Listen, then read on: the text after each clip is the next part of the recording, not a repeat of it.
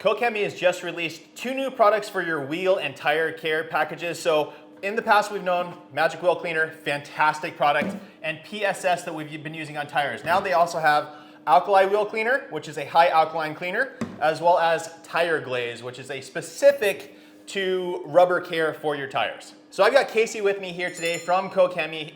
He is the wholesale manager for the US, and he's here to we're gonna talk about the differentiating factors of these products, because you can sort of use them interchangeably, but there's definitely some highlights to where you wanna use these specific products. Definitely. So we're gonna start off, we're just gonna let him tell us about these 2 new products. And then I've been using these 2, doing a bunch of tests on my own with some different tires and wheel packages and things like that to really see where I find the difference and where I wanna use this over this, or vice versa, this over this, and same here. So Casey, go ahead and take it away. We can talk about these 2 right off the bat. Thanks, Josh. So newer to the lineup, these 2 products right here came in about a month and a half ago. So it's something that's been used in the field, getting great results. We're here today to kind of dive a little deeper into each one of them. Alkali Wheel Cleaner. This product is phenomenal for somebody that especially likes to actively use, let's say, a foamer as part of your application process. This is dilutable, so it's something that you can do in different ratios based off of how dirty the wheel and tire is. And also if you're doing off-road wheels or larger wheels and tires, this in a foamer allows you to do a larger application with a higher yield. So this is newer to the lineup, coming in at 14 on your pH index right here. So this one's an alkaline product in its name. From there, new Tire Glaze. So Tire Glaze is giving you a product that is actually engineered for rubber tires. While this one has been used and it works phenomenal on the surfaces, this one right here will give you actually the ability to have the beading longer and the support on the rubber surface is a lot longer compared to Plast Star. All of them serve their own purposes, and you can interchange based off of seasonality and what you're working on the vehicle for. Newer to the lineup, again, dilutable. So for somebody that wants to have a higher yield, it's a great way to go. When you're working with our legacy product, Magic Wheel Cleaner, works phenomenal through the process, especially with the iron removal. So you'll get your purple and you'll be able to see the iron fallout being removed from the wheel. So it's gonna hold its own. They both complement each other, but again, on larger applications, it's worked great. There's somebody that's really looking to, again, cover more surface faster. Yep, perfect. So I'm gonna go into my personal use case out of these 2 products and then jump in whenever you want. Cool. Sounds good. So Magic Wheel Cleaner, obviously I've been using for a long time. I love the fact that it does have the iron remover in it, so you do get all that purpling and all that kind of stuff. Obviously there's an odor to it when you have that aspect into a chemical. So especially if you're working indoors, it's not the most pleasant thing to work with, but the end result is phenomenal. So I absolutely love this stuff. It's ready to use, sprays on, goes on pretty thick, kind of almost foamy onto it a little bit. So it sticks onto the wheel really well and does a phenomenal job. I still like this as well for cleaning the tire. You do have to agitate. In my personal experience, I always agitate it anyway. When I go to this though, and I always try and communicate as much value as I can on the channel, and that's really where this stuff comes in my opinion, is on the maintenance washes and things like that. Dilutable, I've been using it at 1 part product, 5 parts water. I'm getting phenomenal results. I can just spray it onto the surface of the wheel, let it dwell, rinse it off. It's taking everything off without agitation on the wheel. You can actually bump that up. I think they state 1 to 2 is the height, right? And then all the way to 1 to 10, I believe. Yeah, 1 to 10. So depending on where you sit with that. This bottle retails around 30 bucks, 28 bucks, something Just shy, like that. yes, yep. So at the most aggressive dilution ratio of 1 part product, 2 parts water, you're getting 3 1-liter bottles out of it for 30 bucks. So you're spending $10 on a product that works insanely well on wheels. And then on the tires, what I've noticed about this one is kind of interesting. So when you start spraying the tire, it immediately, you see the browning coming out of that tire like great, like it's... Yeah, it'll be active. You'll see the actual browning and coming to the surface right away. Yeah, it's very, very apparent. So once I rinsed that away, I did a 50-50 of using this on a whole wheel and tire surface, and then the other side I didn't do anything. You could see that this cleaned the surface of the rubber as well, very, very well. However, there can still be some leftover stuff, but when you agitate, that's when, I mean, yeah, absolutely perfect, clean rubber, and then you can get into applying your protection and all that kind of good stuff. So for me, guys, my personal, this is going to be like a basic, like my more maintenance product. Yeah, sure. Exactly. Great for maintenance, because then you're in and out of the vehicle a lot faster as well. Correct. Yes, exactly. So, and then same thing, like when I'm doing a detail where I'm doing decontamination to the paint work and all that kind of stuff. This is definitely my choice, 100% there.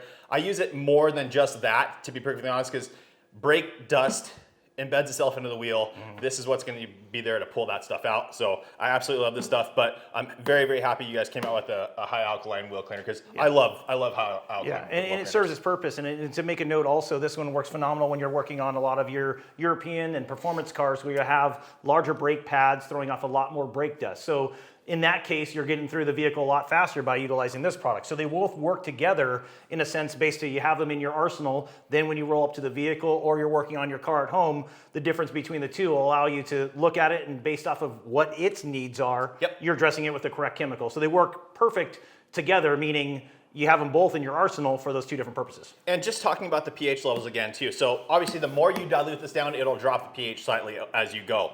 So at the 1 to 2, you're at that, it still should be right at that 14 pH. And it's going to do a phenomenal job cleaning. But say your wheels are ceramic coated, and most ceramic coatings are going to have a really high pH tolerance anyway, a wide range. But just to be safe, this sits at a 5.5. So it's really close to neutral. Neutral's just about 7.5, somewhere around there. So it's a little bit, I don't know. I mean, I wouldn't have any issue using this on ceramic coated wheels, but if you are concerned, go there. Well, also the fact that is on a lot of the ceramic coating wheels, when you're doing that of maintenance, you want to make sure you're getting the metal out so the metal is not etching further into it. Because your brakes are, your wheels are basically your heat sink. You have your brakes and your tires fluctuating heat on the wheels all the time. That's when something like this that you've already done the wheels off ceramic coating, you'd kind of, in my opinion, give it more of a preferred service using this on that vehicle, because then you know it's not a harm thing, but at the same time you know you're pulling the iron out of there, so it's not etching into what you coated previously. Gotcha. Yeah, makes sense. Okay, perfect. So I think that covers those, guys. If you have any other questions, comment down below. Oh, definitely. Yes. Yeah, well, I'll try and address them as we go. I think that covers everything, though. Like, again, just for my basic use, this maintenance for sure. This one I need a bit deeper of a clean. This stuff works unreal. So really good options there. Now, between Tire Glaze and Plast Star, I've been using Plast Star. I really like it, even on the tires as well as trim. Tire Glaze it's one of those things. I got a comment from a friend of mine who tested it out, and he was like, "Hey man, what's the difference?" And I didn't really know how to explain that to him specifically, because when you look at the product, they're both clear, similar. Yes. Yeah, they both smell similar. So I was like, man, I don't know. Is what's going on here? So obviously, the main factor here is Tire Glaze has silicone in it. Correct. So can you explain some of that? What are the benefits of the silicone? Because I've traditionally always used like a water-based tire dressing, just an easy spray-on type of product. But so this product right here, this one's really actually application-wise best to use an applicator, because it is something that is between the two of them a little more viscous. So you'd utilize it on an applicator, which will give you a higher stretch, meaning more usage out of one bottle. So it goes back to your being cost-effective on a product. For sure. So this one right here will be coming in with the properties between the two. This one will have better absorption into the rubber. So you'll get similar, let's say, sheen out of the gate, but as your client or yourself is driving your vehicle, now you're having something longevity-wise that after a week or two, a few storms, this one you'll still get tremendous beading and protection on that of a rubber surface in comparison to PSS, which comes in and it works phenomenally on the plastic trim. So formulation-wise, applicator for your plastic trim, this one right here is giving you the best absorption into that of the sidewall as an example. Gotcha. Okay. So with this, you can use it on tires, because we've been doing that in the past. This potentially, can you apply it on trims? Because I've done some tests. It looks great. You apply it on there and it looks absolutely great. What I have noticed though is when you do apply it, especially with with a foam block or whatever, it feels more grabby on like the plastic trim versus this. So basically, guys, I had applied the same amount to the applicators. This one I was able to get like significantly more done without having to reapply, versus this one I had to reapply when I was working on just exterior plastics. Not the rubber so much, not the tires, but on exterior plastics I did have to reapply here. That one just seemed to like just keep going, which was insane. Best of analogy. So engineering-wise, when you're looking at a product, this is something that you're going to have a lot more working surface area. A Sprinter van, as an example, it has a million feet of plastic down the side and the front bumper. The whole nose, it's all plastic. So this one having, once it's on the applicator, a longer stretch, that's where your value added's on this bottle. You can say this one costs $10 less, but this one's going to give you more working area, so you're going to really be able to get back into that cost factor. You know, is how much am I using per vehicle? A very minimal amount on the plastics here, and a minimal amount when it comes to the sidewalls and the rubber here. So again, they both have their own purposes. They both will give, you can call them similar visual results, but how their behavior is going into a longer term, whether again it's your personal ride or you're on a regiment where you're helping a client out every couple weeks. This one's designed where you're able to have that every couple of weeks and still have that great beading action on the sidewall in comparison to, you know, a product here which still works phenomenal. It just has a shorter lifespan when it comes to the rubber tires. But on the molding, this one will have a lot more longevity and give tighter beads on the actual rubber trim, almost giving you a visual kind of similar to like a ceramic coating. It's not, but it gives you that kind of effect. Sure. And so that's an important thing to like. Especially as a mobile detail, I'm limited on space, right? I don't want to carry everything. And this is a case where I would be, my initial thought when I saw these was, okay, which one do I want to go with versus doing both? But there is an actual, like this one is cheaper. Tire Glaze is cheaper, but cost per use, if you're using it on trim, it's not cheaper. This is cheaper because it goes so much further, in my opinion. So yeah, it is a case where I'd be carrying both for that. We always try to consolidate, but you know, with Koch Chemie and how all the products are really formulated, they're very purposeful. So when with that said, it's something that you're going to find, you know, the usage between these two are going to be something that when you're in each area, you're going to have a very high yield of the product independently when it's being used on the surfaces it was really formulated for. So it's something that's a win-win long-term while you're working and maintaining vehicles by having, even with the wheel cleaner, is something that, again, we're kind of doing a differentiation of, you know, fallout iron remover in comparison to something that's helping you out with expediting the cleaning process on something you regularly maintain. So they all really have purposes. And, you know, talking about yield, again, product that is dilutable, ready to use. This product would be something that is also ready to use, and our Tire Glaze is ready to use as well. One thing noted on the bottle, it does say it can be diluted 1 to 4. It's not recommended by us. It says it can be, but at the same time, your optimal results will be ready to use out of the bottle. Yeah, I haven't really been testing it diluted at all. I've just been using it right out of the bottle, and I've been really happy with the results of it. Really quickly, back to this. Just because you guys offer reactive rust remover as well. So for the person that's looking at something, like, why would they go with this on their wheels over reactive rust remover? So the best analogy from even personal use myself, using Magic Wheel Cleaner on the wheels, because we're always looking at a wheel from 3-dimensionally. So you have your face of your wheel, the windows, which are basically whatever the cutout is to see into the barrel or the brakes, then inside of the barrel. This one being a little more viscous compared to reactive rust remover, this one right here will cling. So even when I'm spraying up onto the barrel, it'll cling onto that surface. So now I'm able to have the chemical. Let the chemicals do the work for you. Don't rush the process. You know, if you're letting it dwell for, depending on the temperature, 3 to 5 minutes, whatever's recommended based off of what's going on atmospherically in temperature at that time, you're going to get the best results on the whole wheel out of something that is clinging. You know, so that would be the best analogy, because when you spray it on the surface, you sit there and you can probably do a time lapse and it's going to move so minimally. If you did another wheel with reactive rust remover, it's going to come off the surface faster. Both are safe on the paint, but reactive rust remover is more engineered for having a longer stretch throughout the paint area of the car. Got it. Okay, and that's an interesting point too with the wheel, having something like with this too, like you can use this just with a regular sprayer, but if you use it in a foamer, it's nice because you do get that more dwell time where it does stick to stuff. I've used wheel cleaners in the past that don't stick, and so many times I think I'm done with the wheel, I'm good to go, and then you get down low and you look up, and the inner side of the barrel on the upper side didn't get cleaned the way the other parts did, just because the product wasn't able to sit on there as well. So, so he was just telling me about this on door trims, door jams, and all that kind of stuff. The rubber there.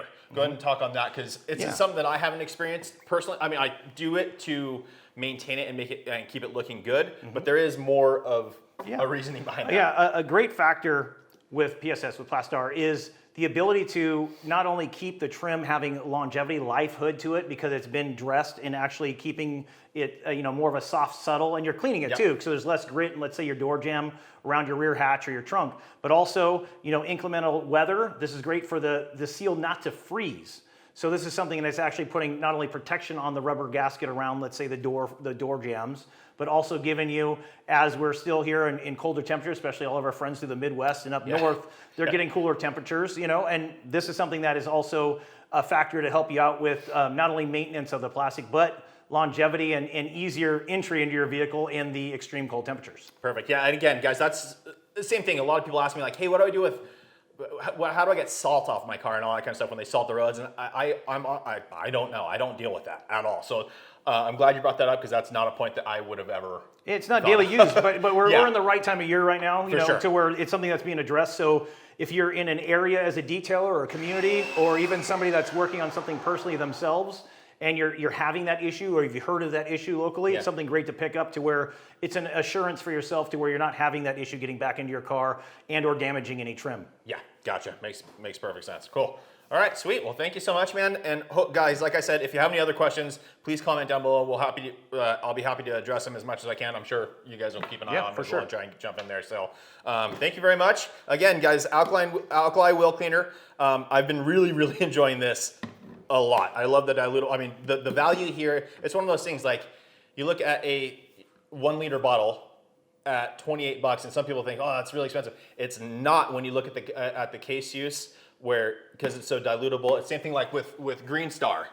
I mean, that's actually not expensive anyway, but Polestar is a little more expensive, but very dilutable, and you get so much work done with it. Like, it's phenomenal. I actually did a video talking about the cost per cleaning using those products. I'll link it up here for you guys so you can check those out as well. Did that a while ago, but yeah, I think, you know, cost per use here for your maintenance stuff, guys, when you don't want to spend a bunch of money, you're just trying to maintain if you're a weekly wash or whatever. And then this is where I'd go when I want a little bit more of a deep clean. And then we talked about that. I think you potentially can use them interchangeably, but the end result is they're definitely geared. There's a reason they came out with Tire Glaze, not just adding in a new product. So Eddie, if you're watching this, man, I hope that clarifies it for you because you're the one that reached out and I didn't have a good answer for you. So there you go. Thanks for reaching out. I mean, it's been something definitely that, you know, when it comes to products themselves, you know, all you viewers out there keeping engaged with content that Josh is creating here, it's something that really helps out, you know, the entire industry because we're making great products and want to give you and empower you to use them the right way. Yeah, so it's something having something simple as this to where you're checking out something pretty quickly and have some Q&A with Josh, but at the same time, newer products, it's great to get them in front of you. They've been at some of the,